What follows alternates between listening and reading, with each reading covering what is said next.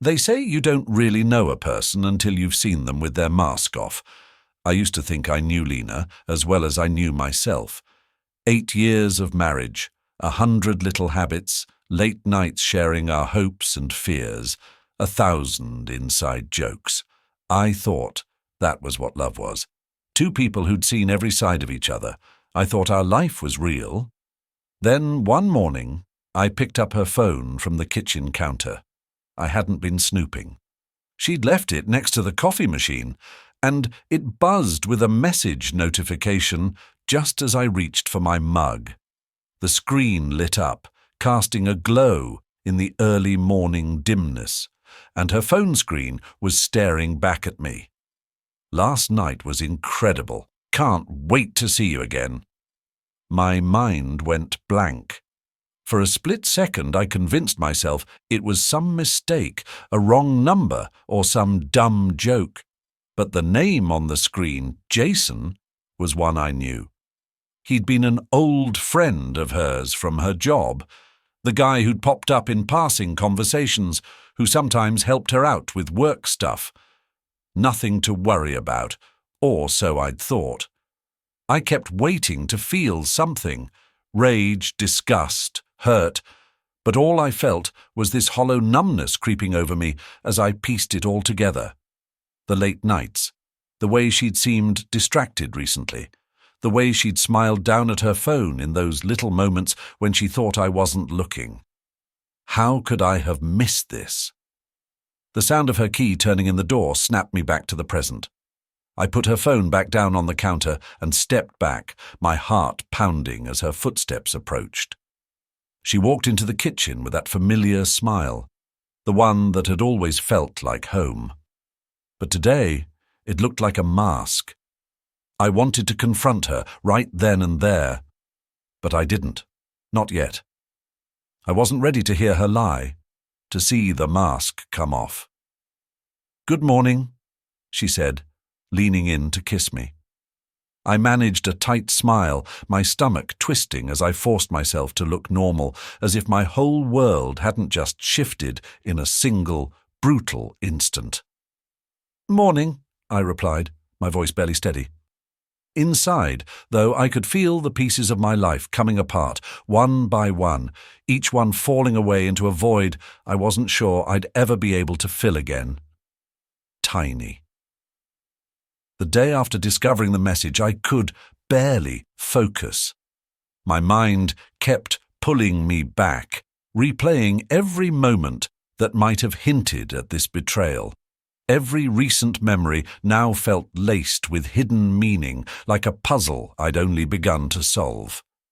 For years, Lena had talked about Jason as nothing more than an old friend. She'd say he was just someone she knew from college or a casual work buddy who'd been helpful when she started her new job. I'd wanted to believe her, and I had. Why wouldn't I? It seemed harmless, and back then I trusted her without question.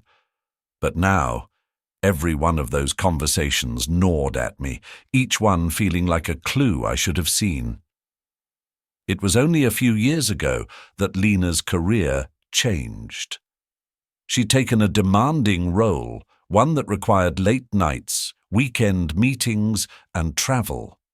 I remembered feeling proud of her, telling her how incredible it was that she was making such big moves. And I remember the look in her eyes, a kind of distant gratitude that I hadn't understood at the time.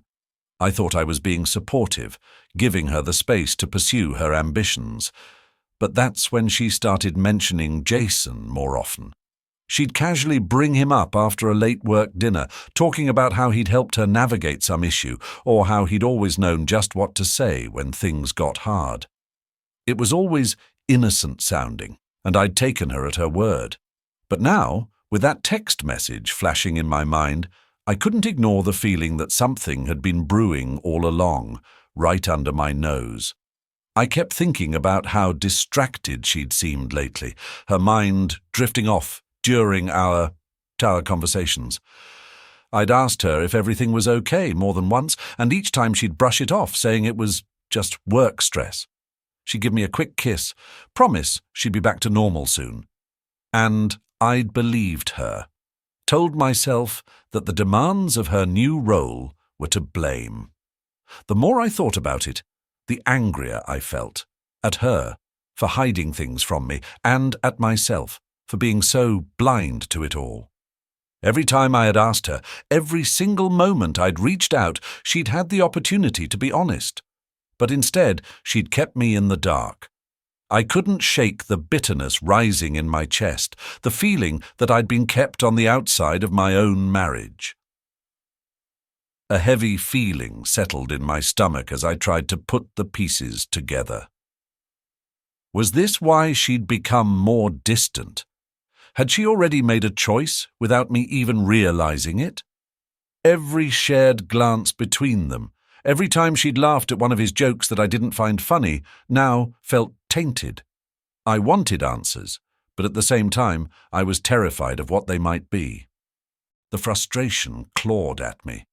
I wanted to confront her, to demand she explain everything, but I couldn't bring myself to.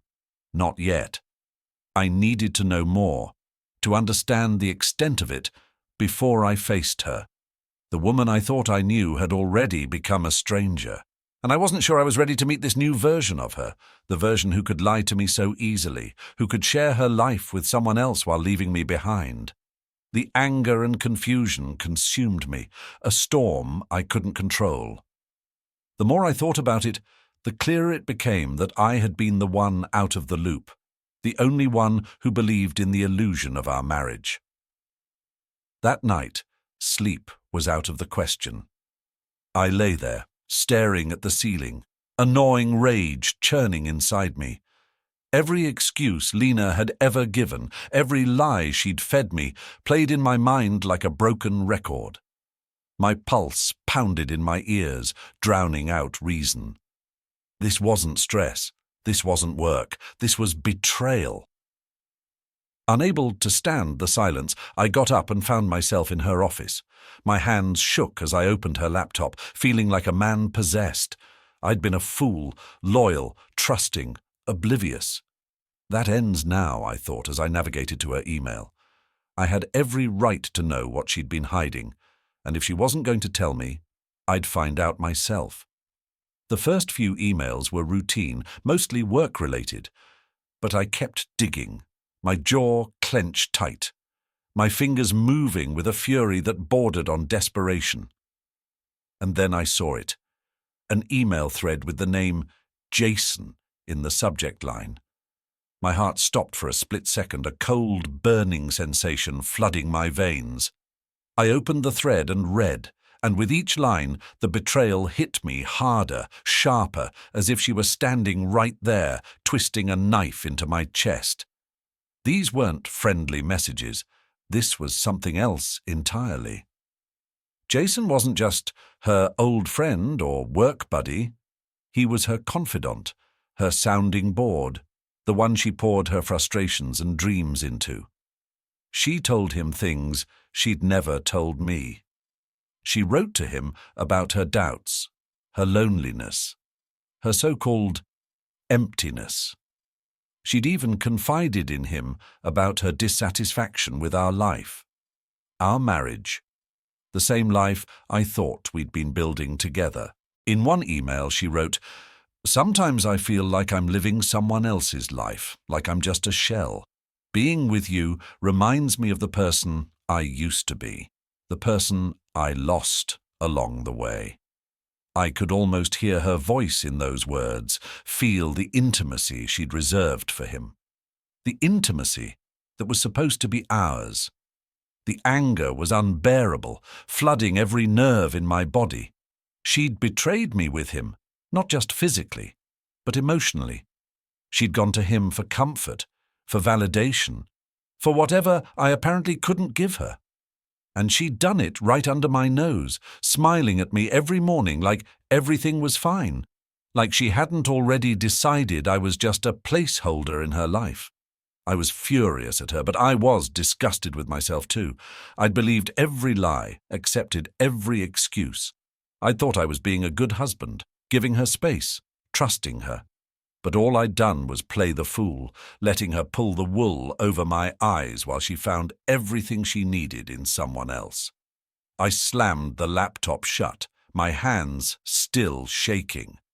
I couldn't stand to be in that room, to be in this house, the place we'd filled with promises that had turned into nothing but lies. The betrayal was suffocating, pressing down on me like a weight I couldn't lift. She'd turned me into a stranger, an outsider in my own life, and I hadn't even seen it coming. The woman I'd loved, the woman I'd trusted with every part of me, had been living a double life. And I was done being kept in the dark. I couldn't keep it in anymore. I asked her to meet me at the park where we'd first met, hoping that the place might remind us of who we used to be. I needed answers. Needed her to explain why she'd done this, why she'd chosen him over me. When we sat down, the air between us was thick with tension.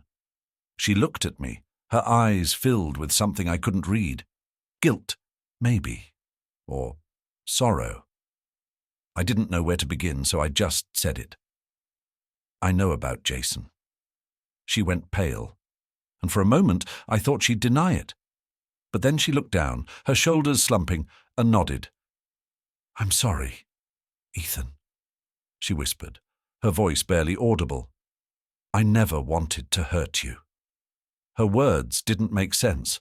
I'd poured everything into this marriage, been there for her in every way I knew how.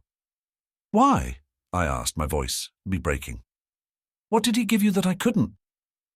She looked up, her eyes brimming with tears. "It wasn't about him," she said softly. It was about me. I know that sounds selfish, but I felt so lost, Ethan. For so long. I tried to ignore it, to pretend like everything was fine, but I was just empty." Her words were like knives, each one piercing a little deeper. "Empty?" I asked, struggling to keep my voice steady. "How could you feel empty? We built a life together. We loved each other." "I know," she said, her voice trembling, "and I loved you, Ethan. I still do, but somewhere along the way, I lost myself. I got so wrapped up in the roles I was supposed to play, wife, employee, partner, that I forgot who I was. And then Jason came back into my life. He reminded me of who I used to be, of dreams I'd buried."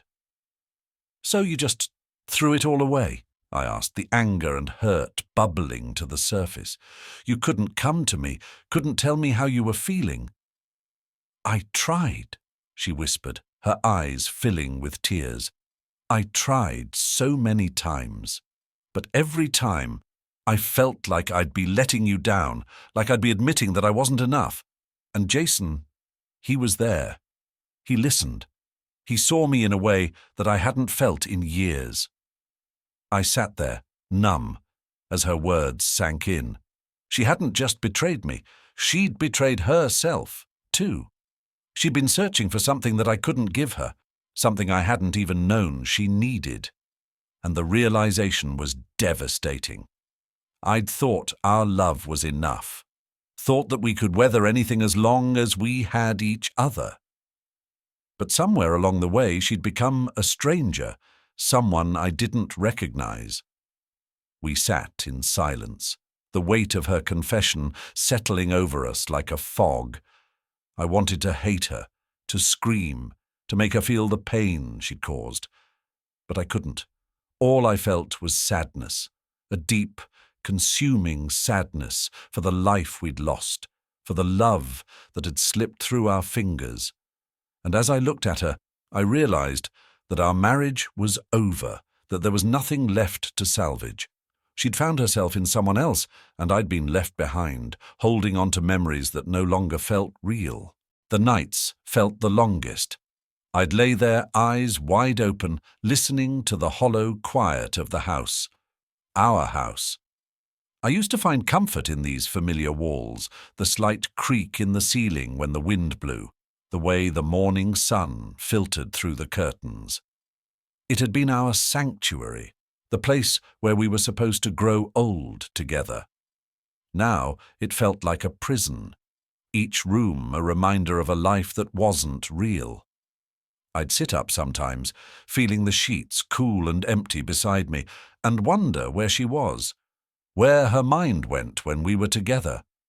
I wanted to ask her a million questions to find out why, but I was afraid. Afraid that the answers would only hurt more, that they would tear open wounds I hadn't even begun to heal. Some nights I'd walk through the house in the dark, memories coming back in flashes. The night we'd bought this place, laughing as we tried to paint the walls ourselves, splashing colours and leaving handprints that we promised never to cover up. They were still there, faint smudges in the living room. I ran my fingers over them, feeling the weight of time pressing down on me. How could everything we'd built be so easily thrown away? How could she just walk away from it all as if it meant nothing? My mind was filled with images of her with him, Jason. I hated him, hated the thought of him, the smugness he must have felt knowing he was taking something that wasn't his. But more than that, I hated the thought that she'd chosen him, even for a moment, over me. I had to stop myself from picturing them together, but it was impossible. The images came anyway, unbidden, cruel. I would lie there for hours, wondering what he had that I didn't, what made him worth betraying everything we'd shared. The days after I uncovered Lena's affair passed in a blur. My mind felt like it was running in circles, stuck between anger, disbelief, and a painful kind of acceptance that gnawed at me, forcing me to see the truth I'd been avoiding. I went through the motions at work, my face a mask I couldn't wait to take off. But as soon as I was alone, the mask fell, and all the emotions I'd been holding back crashed over me like a tidal wave. I wanted to believe that there had to be some explanation, some piece of this that I was missing. But the facts were there, laid out in her own words, the evidence of her betrayal sitting plainly in my mind.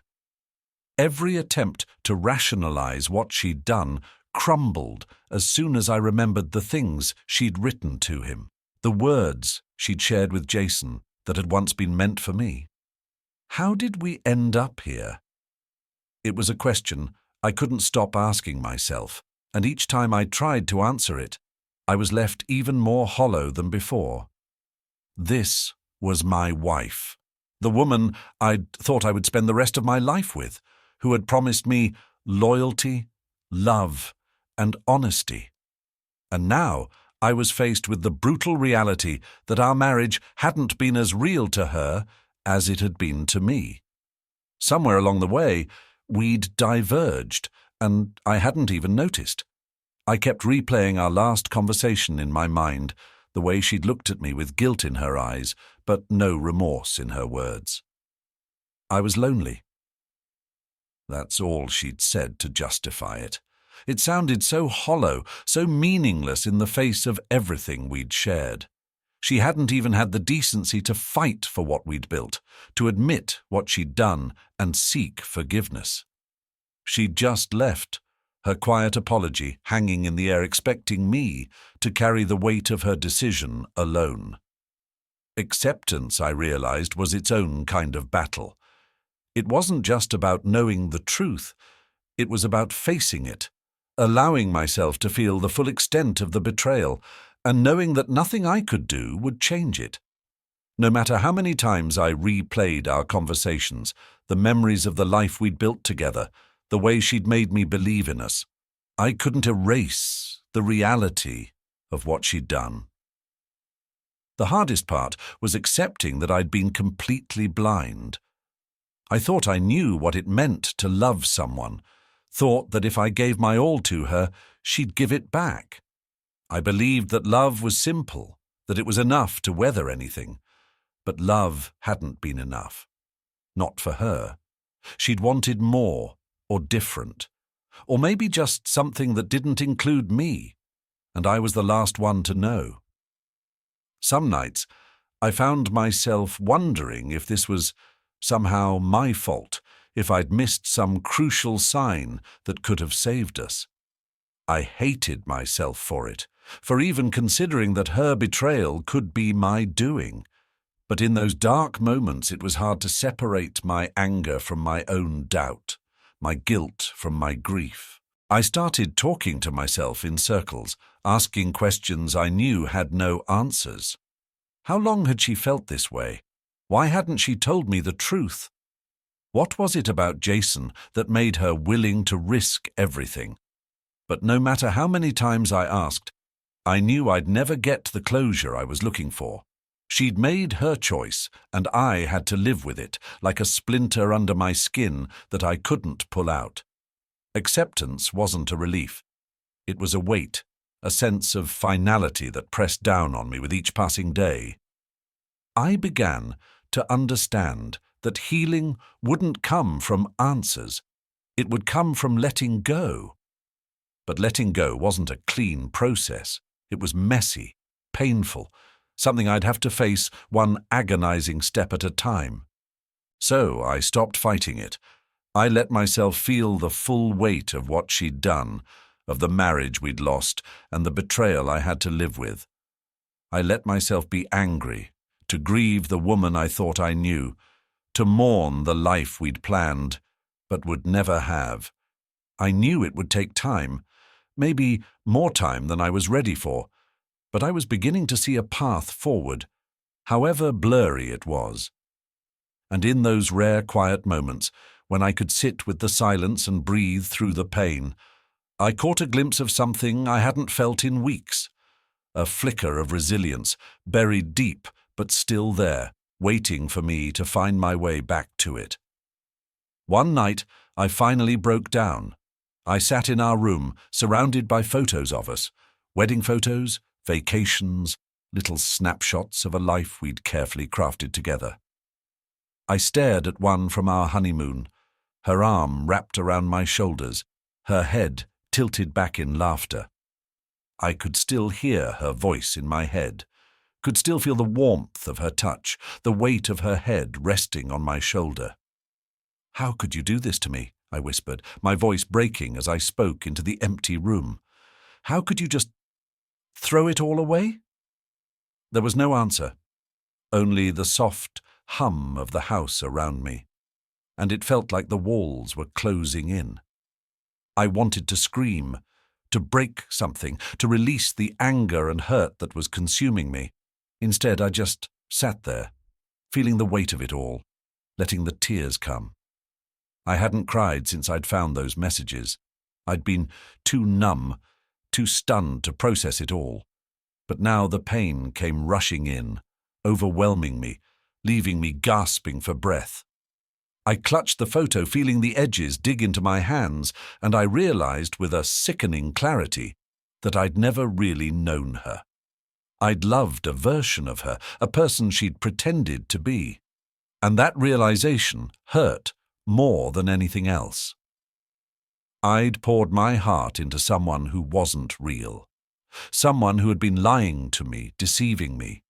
The confrontation had left me feeling raw, exposed, as if I were standing on the edge of a cliff with no idea of what lay beneath. I wanted to know why she'd done it, needed some explanation that could make sense of the betrayal, but her answers only deepened the pain, the confusion. She'd looked at me, her eyes filled with tears, her voice shaking as she tried to explain. It wasn't about you, Ethan. It was just something I thought I needed. I don't know. I was lonely. The words echoed in my mind, haunting me. Lonely? We'd built a life together, shared everything, and she'd felt lonely. It was like a knife to the gut, each word cutting deeper, leaving wounds that would take a lifetime to heal. As she spoke, I saw glimpses of the person she'd once been, the woman I'd fallen in love with. But it wasn't enough. Her words felt hollow, insincere, like a performance meant to soothe her own guilt rather than address the pain she'd caused. I could see the regret in her eyes, but it didn't matter. The damage was done, and no apology could ever undo the betrayal. She left that night, taking only a few things, leaving the house feeling empty, cold. I watched her go, feeling a strange sense of relief mixed with a profound sadness. This was it. The end of everything we'd built, everything I'd believed in. The first morning I woke up without that heavy ache in my chest felt surreal. For months, I'd become used to waking up and feeling the crushing weight of everything I'd lost. But this time, as I stared at the ceiling, I felt something different, a strange lightness, as if I'd finally reached the surface after being submerged for so long. It wasn't total relief, but it was something. It was enough. I took a long, deep breath, letting the stillness settle around me. It felt like the first real breath I'd taken since everything had fallen apart. For the first time, I wasn't immediately filled with thoughts of her, of him, or of everything that had gone wrong. I was just here, alone, and at peace. As the days went on, I realized that the little things I used to dread, the reminders, the memories, the silence, had started to lose their sting. The house didn't feel quite so empty anymore, and I'd slowly begun to fill it with my own presence. I'd started rearranging things, moving furniture, clearing out remnants of the life we'd shared. Every small change felt like a quiet act of reclaiming myself, of building something that was mine alone. I even found myself laughing again, sometimes at the most random things. I'd run into old friends, share drinks, and talk about everything and nothing, and in those moments I'd feel a sense of connection that reminded me I wasn't as alone as I'd once thought. I started reaching out more, reconnecting with people I'd distanced myself from during the fallout. Their support, their laughter, their companionship became anchors, grounding me in a life that was slowly starting to feel whole again. One weekend, I took a trip to the lake we used to visit, but this time, it wasn't about holding on to memories. I went for myself, to sit by the water, to watch the waves ripple under the wind. I let myself feel the breeze, the sun, and the simple peace that had been missing for so long. I realized then that I was no longer weighed down by what could have been or haunted by the betrayal that had broken me. It was behind me, like a distant shadow fading with each passing day. There were still difficult moments, of course, and some days were harder than others, but I'd learned that healing wasn't a straight path. It was messy and unpredictable, a process of rebuilding step by step. And with each step, I was creating something new, something that was entirely my own. I found joy in things I'd once overlooked: a morning walk, a good book, even the quiet evenings spent in my own company. It felt strange at first, finding pleasure in things without sharing them with anyone. But slowly, I realized that this independence, this freedom, was a gift. It was a chance to rediscover who I was beyond the relationship, beyond the betrayal. One evening, I caught my reflection in the mirror and barely recognized the man looking back. He was different, maybe a little older, a little rougher around the edges, but stronger. I saw a resilience in myself that I hadn't known was there, a quiet strength born from the ashes of everything I'd been through. I wasn't fully healed, and maybe I'd never be exactly the same as I was before. But I'd made it through. I'd survived the worst of it, and I knew that whatever lay ahead, I was ready to face it. Life didn't feel like a constant battle anymore. It felt like an open road, a path I was ready to walk, no matter where it might lead. In the end, I realized that the betrayal hadn't defined me. It had tested me, broken me down, and forced me to rebuild from the ground up. But it hadn't destroyed me. If anything, it had made me stronger, more certain of myself and what I deserved. And, as I looked out at the night sky that evening, I felt something I hadn't felt in a long time. A quiet, steady hope. It wasn't the kind of hope I'd known before, the kind that depended on someone else. This hope was mine, rooted in the knowledge that I could move forward, that I could find joy and purpose on my own. I had survived, I had endured, and I was ready to start living again.